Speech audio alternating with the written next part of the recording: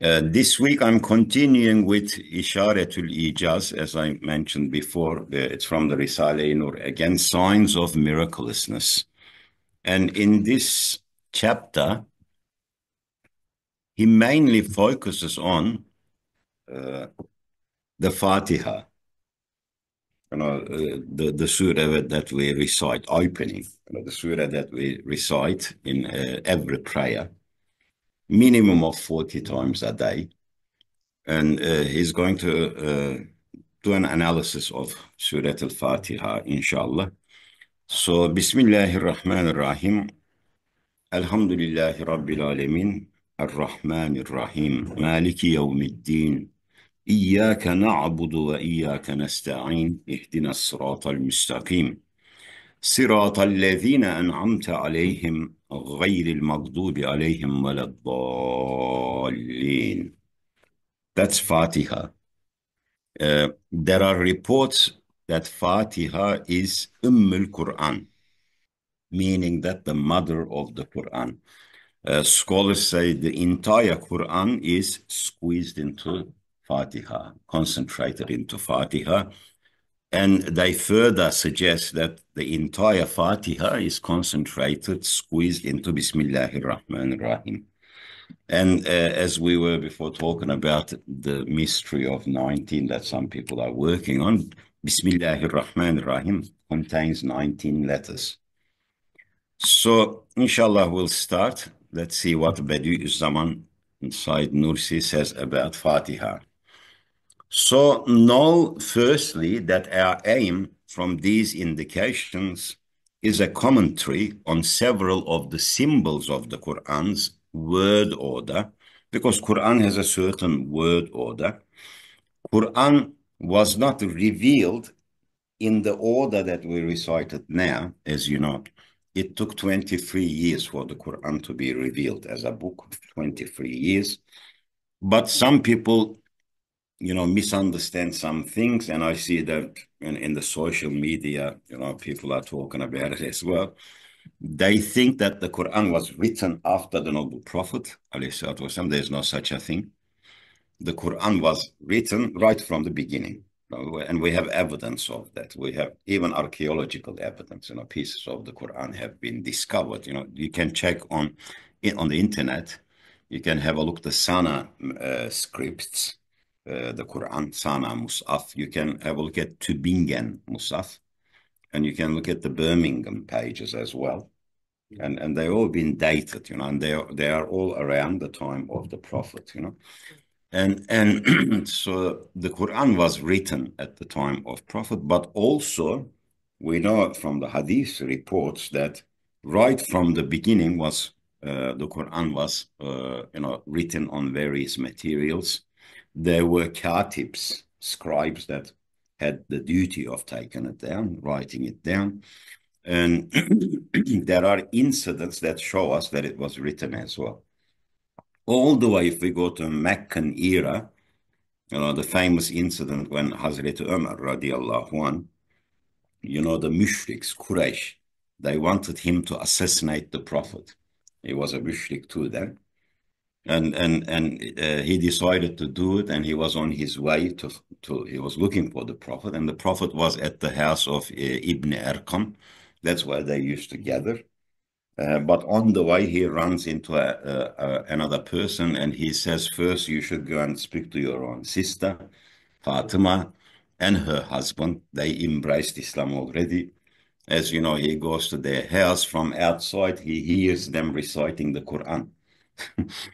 So, Habbab bin Eret, as I remember, is also present in their house. And he rushes in and he hits his own sister and also bashes his brother-in-law as well, Omar, with anger, with rage, And his sister's, I think, his mouth starts bleeding, and then he feels compassion. He feels bad about it, And then he said, bring that to me. I want to read it as well. What does that mean? Bring that to me. That means that there's something written, Usually they used to use animal skins, to write things on. And then his sister Fatima says, you cannot touch it. That's another evidence that it's something written, you know. You have to go and take full ablution. It's a very famous incident. There is another incident when Prophet Muhammad, peace and blessings be upon him, sends some of the Muslims who were being oppressed in Mecca. You know, they were the weaker people or the poor people. He sends them to Habeshistan, you know, Abyssinia, to take refuge there, you know, because there was a Christian kingdom there, and he was a just man, Najashi there, Negus, they call him in English. So when they went there, they actually took the whole chapter of Maryam with them, written, Surah Maryam, because they're going to a Christian land. So they took chapter Maryam, written version of it. So there are many indications that the Quran was written throughout the life of Prophet Muhammad, peace and blessings be upon him. After the migration to Medina, his head scribe was Zayd bin Thabit. He would record everything whenever a verse came down, and he would, you know, write it down. But other people too, they wrote it down too, and they also memorized it.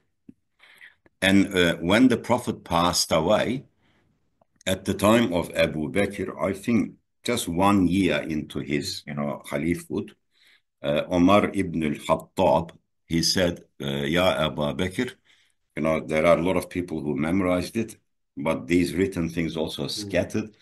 He said we should put all of these things into a book format.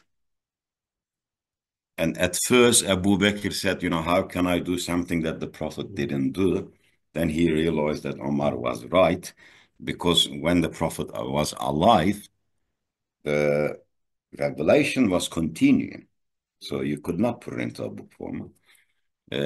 At the time of Abu Bakr, it's only a year after Prophet Muhammad, they gathered all the written materials. They brought everyone, you know, who memorized the Quran, and Zayd bin Sabit was the thing, you know, the head of the committee, and they actually put it into a book format, and then they gave it to Omar's daughter, the Prophet's wife, Hafsa, radiallahu anha.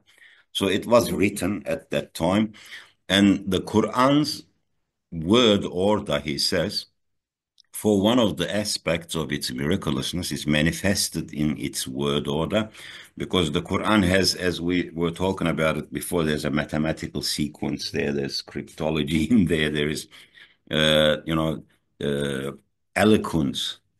The Quran has an eloquence style. There is ijaz in there, which means no protest, no air behind you. Means miracle, and then there's also balagha. Malfunction. Can you turn your mics off, please? Someone was talking, because it's being recorded as well. Let me do this just a second. Okay. And yes, so it was preserved very well, but the Quran has this miraculousness. Even if you wanted to try to change it, you wouldn't be able to. People would notice it straight away. Straight away. And currently, there are different views on this, but according to one scholar, he says there are about 200 million Hafiz in the world. It sounds very big to me, you know, but we know it is around 20 to 50 million. We are quite sure of that numbers. But they are sort of collecting information from different countries that produce Hafizes every year, and they came to that conclusion. It is a big number, but when you think about it, you know, I read a few articles. It could be close to that, I don't know. But from my perspective, there are at least, you know, 20 to 50 million people who knows the Quran, you know, by memorization, the entire Quran. So how are you gonna play around with the Quran? You know, if you change one letter, they're gonna know. Uh, So it is miraculous in many ways. And know, secondly, that the fundamental aims of the Quran and its essential elements are foretold. Divine unity. So if we say, what are the fundamental of the Quran? What is the main themes that are mentioned in the Quran, we can come up with four major themes that sort of goes throughout the Quran, permeates through the Quran, we should say. So one of them, the first one, is divine unity, which is Tawheed, al-Tawheed. The other one is prophethood, Nubuwwah, we call it Nubuwwah. The resurrection of the dead, al-Khashir, which is life after. We call that eschatology, Islamic eschatology. And justice, which is adala. So four themes. If someone asks you what are the main four themes of the Quran, it's Tawheed, Nubuwwah, Khashir, life after death, Akhirah, you can call it too, or Adale, and Adale, sorry. So there are four themes.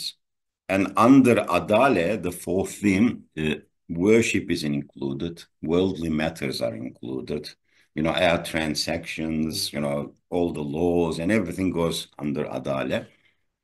So four major themes in the Quran. For when mankind, humanity, like a successive caravan of procession, departs from the valleys of the past, and its lands, travels in the desert of existence and life, and proceeds towards the heights of the future, facing towards its gardens, events shake humans, and the universe turns its face towards them. So it is like, he says, humanity is like a huge, caravan. In the old days, people used to travel through the desert, where they used to call it caravans, like camels and things like that. Humanity is like that too. The journey, he says, it starts all the way from the valleys of the past, because, our souls, first, they were the first things that were created. And then it lands, travels in the deserts of the existence of this life, and then proceeds towards the heights of the future. And we all really face towards that eternal gardens of Jannah. That's where we want to go anyway. But when the time comes, yes, we are affected by many events. We tremble by them, and also when the time comes, our end comes as well. But end is not the end, and the universe itself, in reality, has turned its face towards that as well. So everything will, in time, will disappear, or will be destroyed. But there is life after death, and that is like 1/4 of the Quran, as we mentioned before. It is as though the government of creation sends natural philosophy or science, which we called in Arabic fan al-hikmah.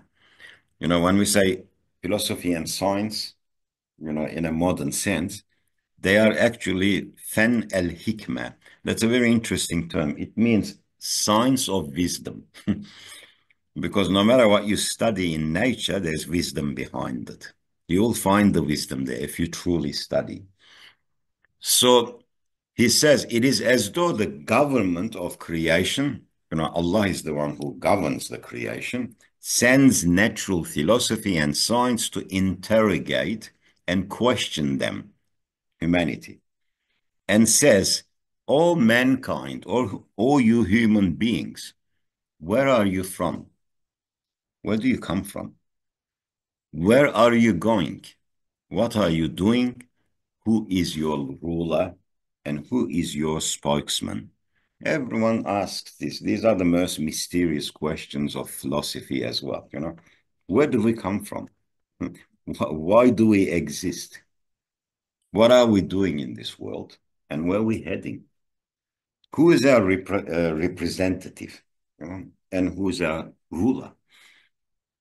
At one time during this conversation, there stood up one from among mankind, as did those like him of the prophets with authority, the honor of mankind, Muhammad al-Hashimi, sallallahu alayhi wasallam, our beloved prophet, and said through the emerging by the power of the pre-eternal, I just skipped one sentence there.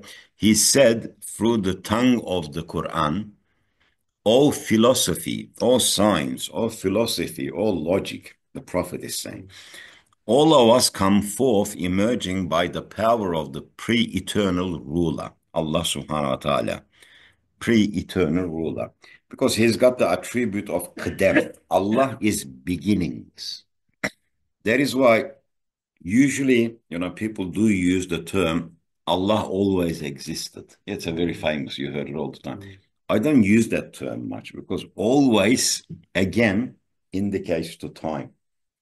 But Allah is free of time. So instead, I look at the direct meaning of the sifatullah, which is attribute. It is qadam. Qadam means beginnings, had no beginning. So he is the pre-eternal ruler. From the darkness of non-existence to the light of existence, and all of us, we, the sons of Adam and the daughters of Adam altogether, were sent as officials, privileged, above our brother creatures in bearing the trust.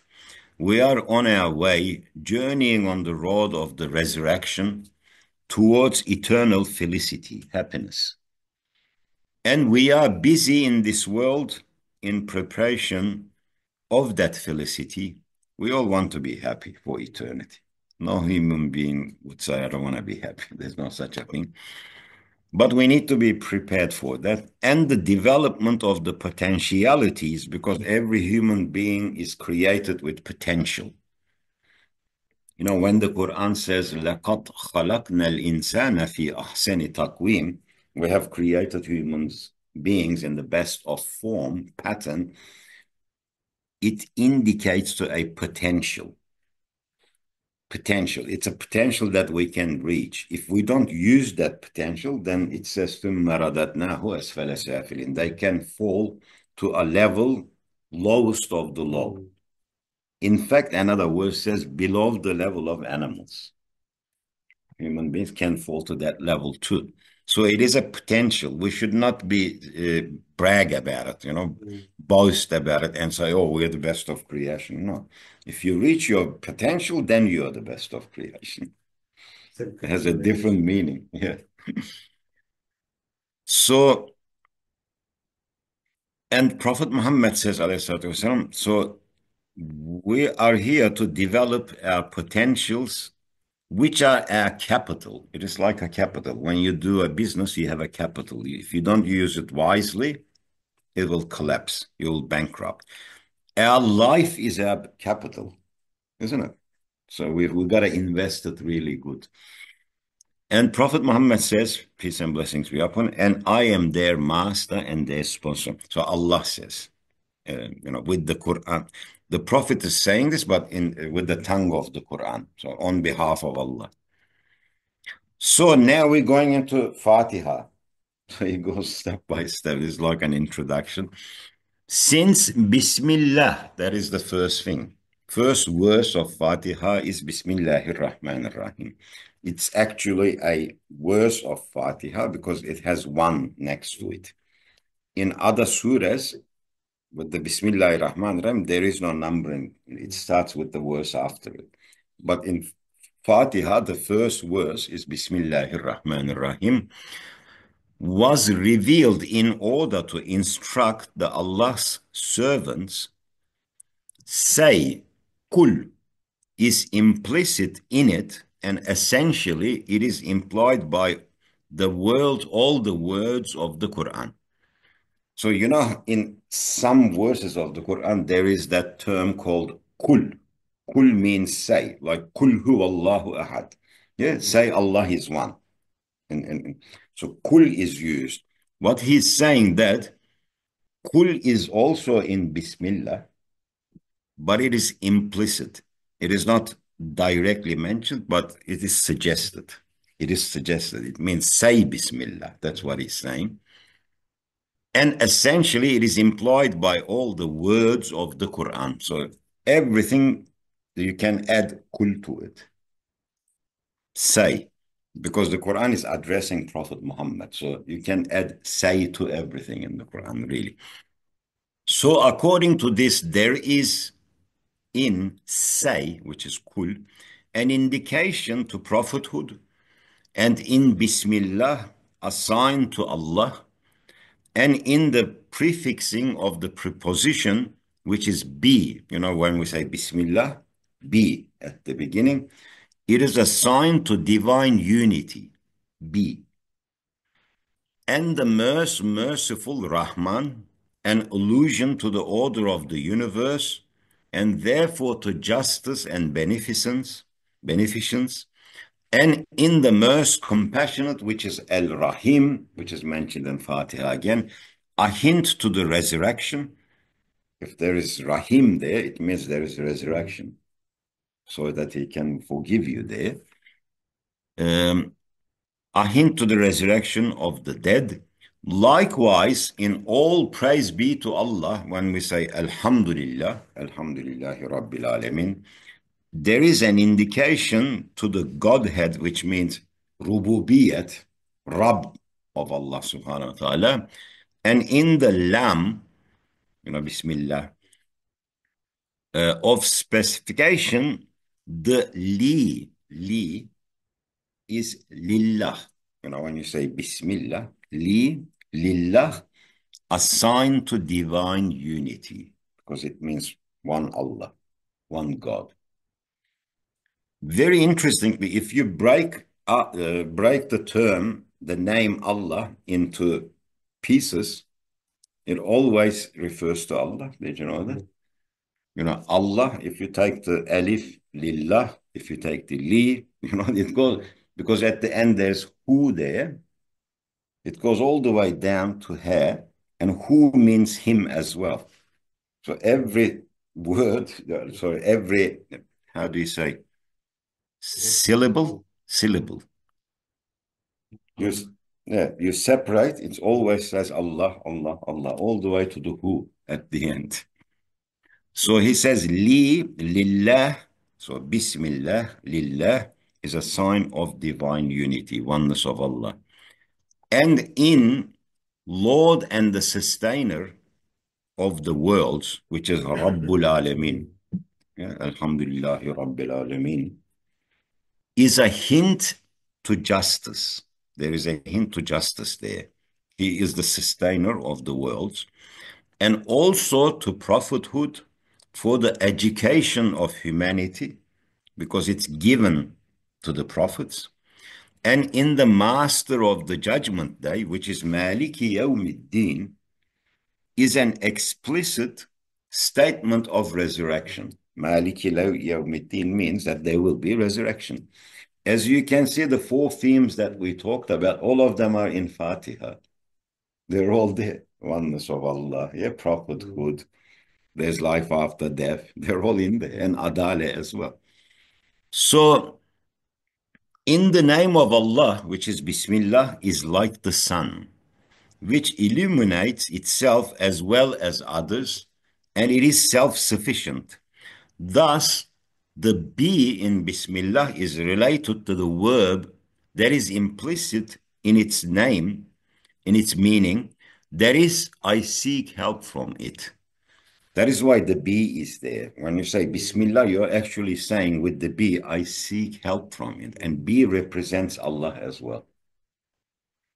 Or the meaning usually associated with it, that is, I swear by it. Or it is related to the implicit, as mentioned before, say, which is kul, which means say Bismillah. No matter what you do, say Bismillah. As long as you're not committing a sin. Everything else you do, you should start with Bismillah, in the name of Allah, which necessitates a subsequent recite or read, meaning ikra, to denote sincerity and divine unity again. Two things, like Bismillah, everything should be done with Bismillah. And I learned another thing, which is very, very important, and I've been doing it for many, many years. Whenever I say to someone, I'll be there tomorrow, I'll be there in half an hour, I always say, inshallah. I never use, 5 minutes, I'll see you. I never say that. Because there's a verse in the Quran. Don't say, I will do this tomorrow. Say, inshallah. The Quran says it in Surah Al-Kahf. And they say that the reason for revelation for that, it's called Asbab Nuzul, that when the people came, the Quraysh, they learned certain things from the Jews, the questions to ask the Prophet, to test whether he's a prophet or not. And the Jewish rabbis gave them some ideas, free questions. And they came and they asked those questions to the Prophet, about the Ruh, spirit, about Zulkarnain, and the people of the cave, Ashab Kahf. And the Prophet did not know at that time, because he acts upon the Quran. And he said, I'll give you the answer tomorrow. And he forgot to say, inshallah. That's when that verse came down. But before that verse, 15 days, the revelation stopped because of that. 15 days. See? So, inshallah, we should say inshallah at all times. As for the name al-ism, because Bismillah, bi-ismi Allah, ism, there's a term there, name. Ism means name. Know that Allah has names pertaining to His essence, Himself, and names pertaining to various sorts of actions, such as forgiving, providing, giver of life, dealer of death, Yuhyi, Yumit, Razzaq. Yeah. So these are active names. And there are names that are pertaining to his essence, indicate to his essence, himself, and so on. They are various and numerous because of the multiplicity of the relations of his pre-eternal power with the different kinds of beings. So he has relationship with all kinds of beings, not just humans, throughout the universe. Angels, jinns, other creatures, animals, perhaps many other creatures as well. We don't know. But he has, relationship with all of them. They're all his creation. So his names manifest on different creations in a different way. Therefore, Bismillah is an invocation, seeking the agency and connection of divine power, that its connection might be a spirit for men, humans, and a help for him in his actions. So in a way, you are establishing that connection with Allah through Bismillah, by mentioning his name. Allah is the proper name of Allah. Allah is the proper name of Allah. It is, his personal name, because names differ. In Islam, if you look at names, the definition of names, you look at all the rest of the names, like, for example, Asma'il Husna. There are 99 names there, Rahman, Rahim, Kerim, all of those names. They are also names, but they are like more titles, indicating to a certain thing that Allah has. But Allah is the personal name. We can give an example. Sometimes people confuse what is a name, what is an attribute. Sometimes they refer to a name of Allah as an attribute, whereas it's an attribute. Attribute is a different thing. To clarify that, you can take one human being, for example. All right.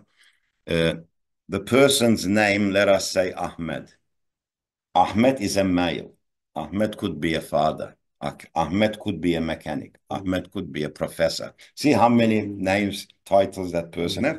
But the personal name is Ahmed. And Allah is the name of the Creator. No one else can have that name, because it's not just a title. It is his personal name. An attribute is a different thing. Attribute is a complete set of skills, let us say. Complete set of skills. Like, I can give you one example. one of his attributes is ilm, which means knowledge. Not alim. Alim is a name. Alim means all-knowing, one of the names of Allah. It's a title. But ilm is knowledge. That is an attribute.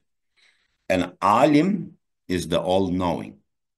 And Allah is the personal name. And sometimes I use this analogy, during classes as well. It gives everyone a better understanding. If someone walks in here, the person's name is, let us say, Hassan. He's a professor. He's a professor. And he has knowledge because he's a professor. So Hassan is his personal name. Professor is his title, which is one of the names of Allah. And knowledge is his attribute. Because if you have a title of professor, then you must have knowledge. The connection is there. So Allah is the proper name of Allah. There are different views among scholars. Some scholars says, from the beginning of time, it was always Allah, that name. Since Adam alayhi salam, they all used that name. We can confirm that because we know that in Aramaic, it's also Allah. Isa alayhi salam used the same term, Allah, and before too.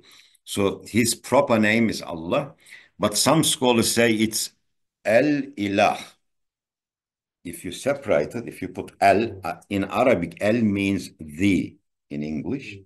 Ilah means God. So the God, the one and only God.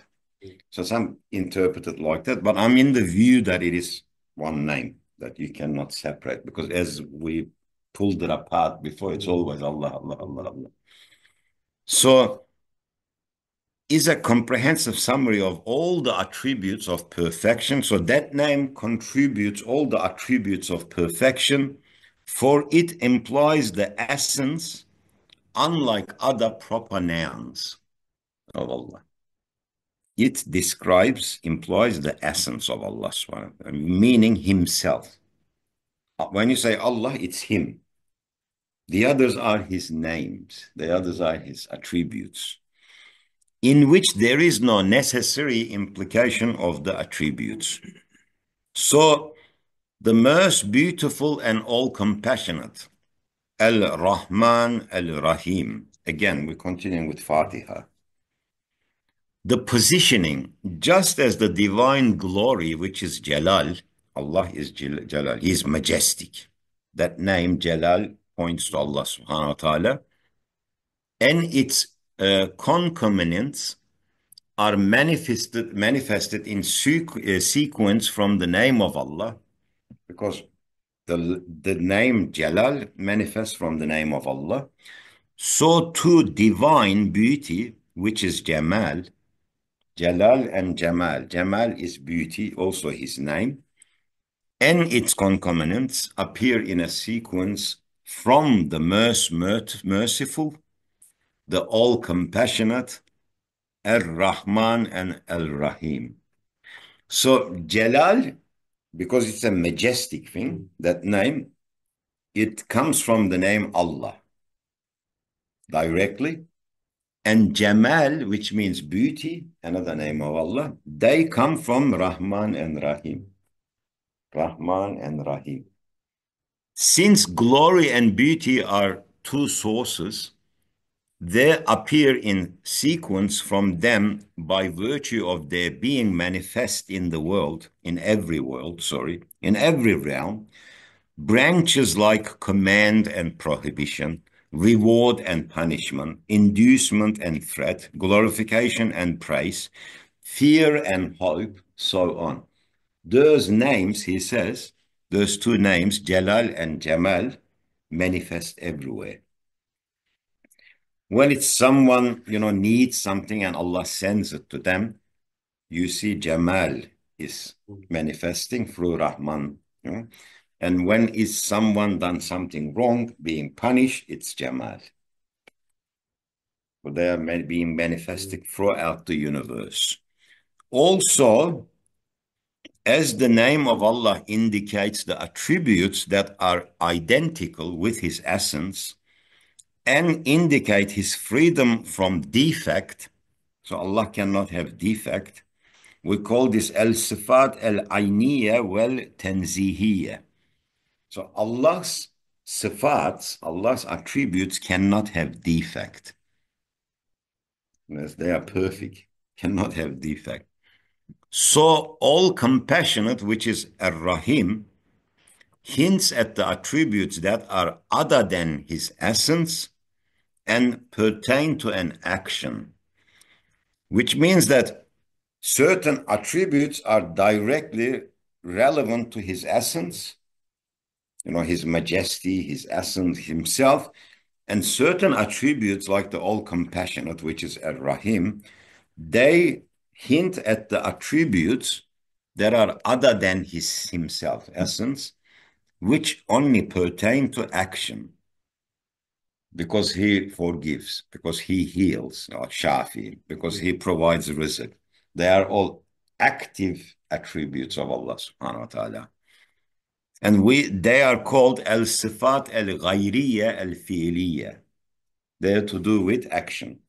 Sifat of action, active sifats. Okay. We came to the end just in time. Again, because the prayer, I heard the azan too. We will go down soon, but we might not make it with them, but we'll pray together, inshallah. Thank you, everyone online. Inshallah, we'll see you all next week.